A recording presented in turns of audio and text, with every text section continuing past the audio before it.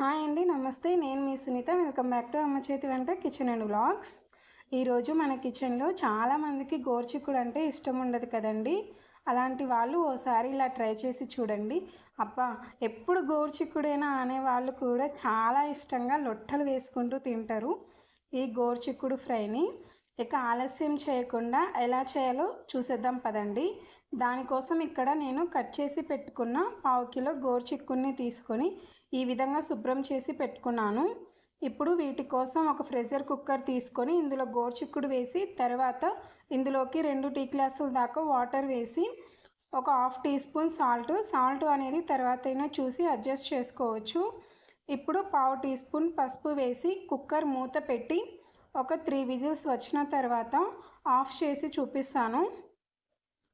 ఇప్పుడు 3 విజిల్స్ వచ్చిన తర్వాత చూపిస్తున్నాను. గోరుచిక్కుడు అనేది ఈ విధంగా ఉడికిపోతే సరిపోతుందండి. ఇప్పుడు వీటిని పక్కన పెట్టుకొని స్టవ్ పైన కడాయి పెట్టుకొని అందులోకి 2 టేబుల్ స్పూన్ ఆయిల్ వేసుకొని ఆయిల్ వేడైన తర్వాత 1/2 టీ స్పూన్ మినపప్పు, 1/2 టీ స్పూన్ ఆవాలు, 1/2 టీ స్పూన్ జీలకర్ర, అలాగే ఒక ఎండుమిర్చిని 2 ముక్కలుగా చేసి వేసి కొద్దిగా కరివేపాకు, అలాగే ఒక మీడియం సైజు ఉల్లిపాయల్ని ఇలా చిన్న ముక్కలుగా కట్ చేసి వేసి ఇవన్నీ కూడా ఒకసారి బాగా కలిపి ఒక పచ్చిమిర్చిని 2 ముక్కలుగా చీల్చి వేయండి. తర్వాత ఒక మీడియం సైజ్ టమోటాని చిన్న ముక్కలుగా కట్ చేసి వేసి ఈ టమోటా ఉల్లిపాయలు అన్నీ కూడా మెత్తగా మగ్గేలాగా మగ్గించుకోవాలి.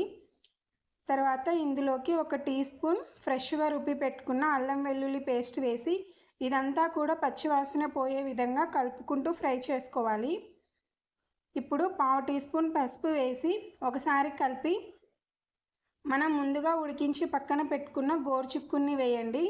నేను ఇక్కడ వాటర్తో సహా తీసుకుంటున్నాను.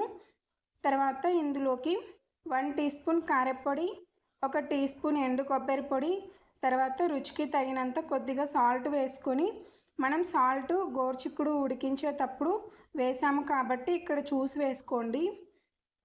ఇప్పుడు ఇదంతా కూడా ఒకసారి బాగా కలిపి మూత పెట్టి మధ్య మధ్యలో కలుపుతూ ఒక 5 నిమిషాల పాటు లో ఫ్లేమ్లోనే మగ్గనివ్వండి.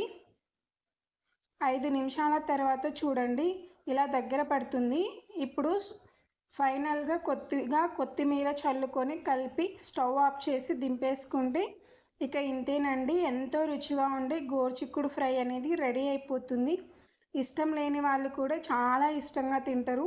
మీరు కూడా మీ ఇంట్లో ట్రై చేసి ఎలా వచ్చిందనేది మీ ఫీడ్బ్యాక్ని నాతో కామెంట్ సెక్షన్లో షేర్ చేసుకోవడం అస్సలు మర్చిపోకండి. అలాగే వీడియో నచ్చితే ప్లీజ్ లైక్ చేయండి, మీ ఫ్రెండ్స్ అండ్ రిలేటివ్స్కి షేర్ చేయండి. మరిన్ని tasty and simple quick recipes కోసం అమ్మ చేతి వంట కిచెన్ అండ్ వ్లాగ్స్ని సబ్స్క్రైబ్ చేసుకోండి. Thanks for watching.